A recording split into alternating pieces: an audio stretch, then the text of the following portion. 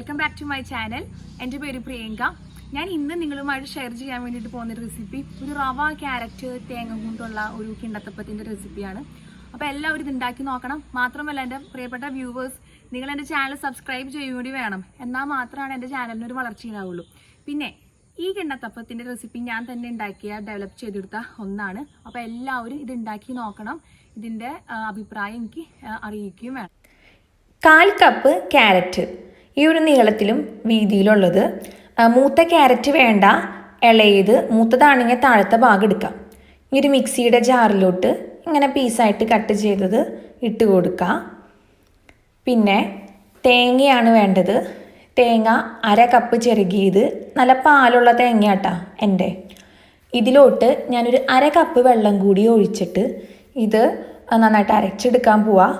ഒപ്പം 5 table spoon പഞ്ചസാര ചേർക്കാം. ഇനി ഇത് നന്നായിട്ട് മിക്സിയിൽ നന്നായിട്ട് നമുക്ക് ഗ്രൈൻഡ് ചെയ്തെടുക്കാം.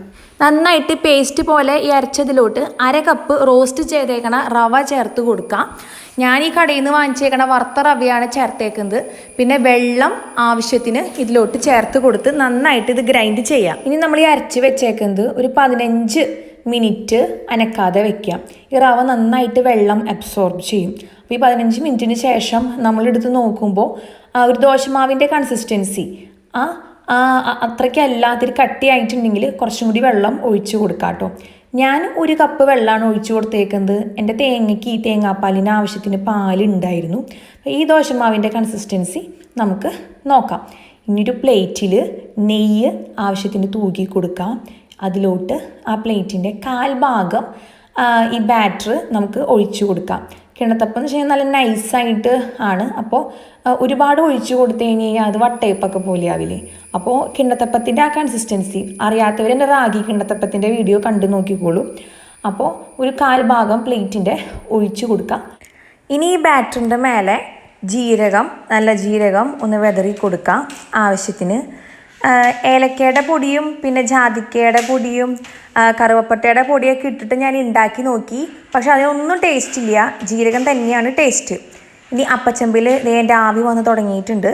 12 മിനിറ്റാണ് എനിക്ക് വേണ്ടി വന്നത്. ഹൈ ഫ്ലെയിമിൽ 12 അല്ലെങ്കിൽ 15 മിനിറ്റ് ഇത് നന്നായിട്ട് കുക്ക് ചെയ്തെടുക്കാം കേട്ടോ. സ്റ്റീം ചെയ്ത് കൊടുക്കാം. ഒരു ടൂത്ത് പിക്കോ അല്ലെങ്കിൽ നമ്മൾ പപ്പടം കുത്തണതോ നമ്മളിതിൽ കുത്തി നോക്കി കഴിഞ്ഞ് കഴിഞ്ഞാൽ അത് ക്ലീനായിട്ട് വന്നിട്ടുണ്ടെങ്കിൽ അതിൻ്റെ അർത്ഥം ഈ കിണ്ണത്തപ്പം റെഡി ആയിട്ട് ഉണ്ട് എന്നാണ്.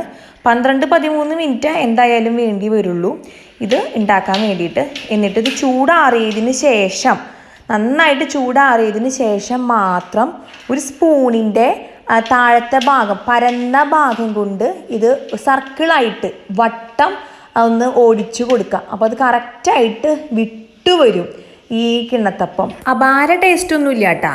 ടേസ്റ്റ് ഉണ്ട്, എല്ലാവർക്കും ഇത് ഇഷ്ടപ്പെടും. അപ്പോൾ നമുക്ക് ഈസി ആയിട്ട് ഉണ്ടാക്കാൻ വേണ്ടി പറ്റുന്ന ഹെൽത്തി ആയിട്ടുള്ള ഈ കിണ്ണത്തപ്പം എല്ലാവരും ഉണ്ടാക്കി നോക്കണം. റാഗി കിണ്ണത്തപ്പം നല്ല ടേസ്റ്റാണ്. അരി കൊണ്ടുള്ള കിണ്ണത്തപ്പം നല്ല ടേസ്റ്റാണ്. അപ്പോൾ ഇതും അതുപോലെ തന്നെ നല്ല ടേസ്റ്റൊക്കെ തന്നെയാണ്.